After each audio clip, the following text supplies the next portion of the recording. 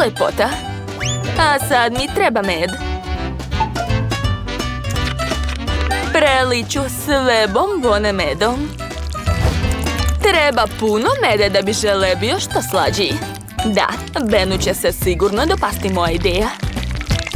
I ja sam donela svoj domaći med, a Ben ga jako voli. Oho, kako sve lepo izgleda. Hoću i ja da napravim žele sa medom. Iscedit ću malo meda, tako je. Uzela sam sači iz bakenog pčelinjaka.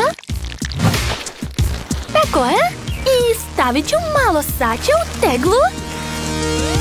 Hajde! Chloe, šta radiš, draga? Pokušavam da zatvorim flašu, uspelo je.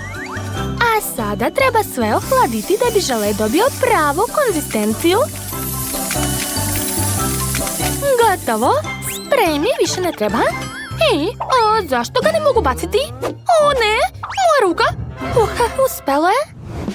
Chloe, šta radiš?